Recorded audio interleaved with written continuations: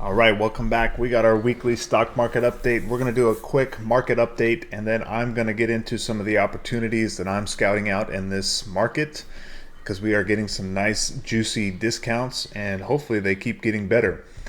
So first off, the heat map, we got a lot of red except for energy, but technology names across the board getting hit. A lot of the tech services, Google down 10%, Microsoft down another 7%.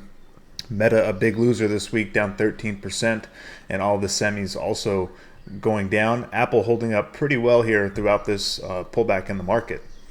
And we talked about this last week, but it is being driven by obviously the conflict in the Middle East, and you've got oil prices back up at 97 bucks. So we had a drop this beginning of the week. We've regained all that drop here on Friday and the rest of the week. And then we've also got volatility spiking back up. So we are in the green box. When the VIX is high, it is time to buy. So in my opinion, this is not financial advice. We are getting into some nice buying opportunities here. And we'll see how long they stick around. Because typically we get these VIX spikes and then they pull back. And those opportunities come briefly and then they go away. The big news this last couple of weeks, really this whole month, since the beginning of March, we've got interest rates that are just climbing up, and it's getting uncomfortable here. So the 10-year yield is at 4.5%.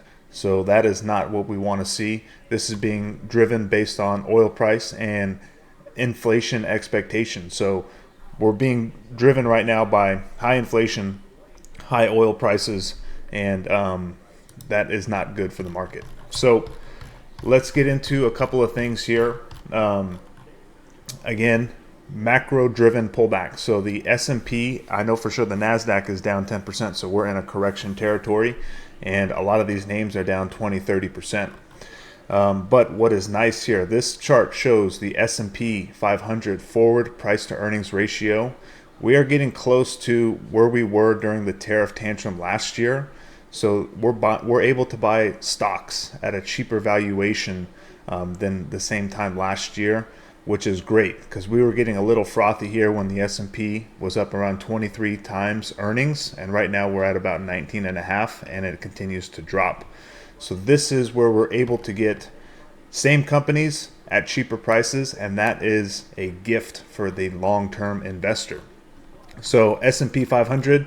We're going to focus on the technology here because we are below where we were on the tariff tantrum last April. So a year ago today, the prices are a little bit higher in the stocks, but the valuation is lower. So that's great. That's what you want to see. You're getting more earnings for your dollars that you're putting into the market here. For not just technology, you can take a quick look at these other sectors. They're all pulling back heavily. So we're in a valuation correction. These stocks are getting cheaper. Their earnings aren't going down. We're not seeing that yet. We could see that over the next couple of months or years if the revenue starts to decline because of a recession or something like that. But we're not seeing that quite yet, especially for technology. These tech names are still earning revenue at a high clip. So this is exactly what I like to see. Prices are getting, stocks are getting cheaper, but fundamentals are going up. That's what you want to see. So this is a golden opportunity, potentially just the beginning of a golden opportunity. And for that, we need to have a shopping list. So the current portfolios, we're already heavily allocated to technology names, index ETFs, and digital assets. I'm not going all in at these prices. I've been lightly adding on a handful of names, and I've had my shopping list ready to go, and I've been nibbling according to that shopping list. So for the ETFs, the NASDAQ 100, my next buy target is 540, VOO is 560, and IBIT is 32 bucks. So we won't go over too much of those because to me the real opportunity is going to be in these individual names. So some of these names, Amazon, I've already been buying around the $200 level. I believe I'm going to get filled on some orders today, and then I have my next batch of orders at 185.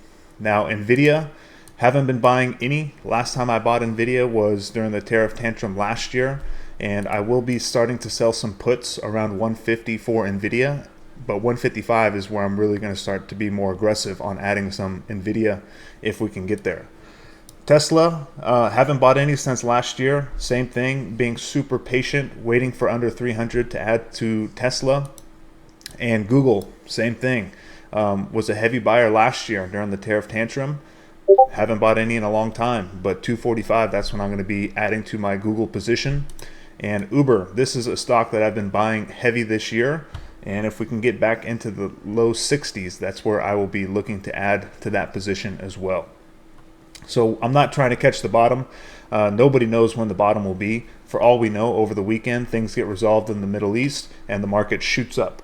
So that's why you want to be patient and you want to have your list and stick to it, and don't worry about all the other noise that's going on.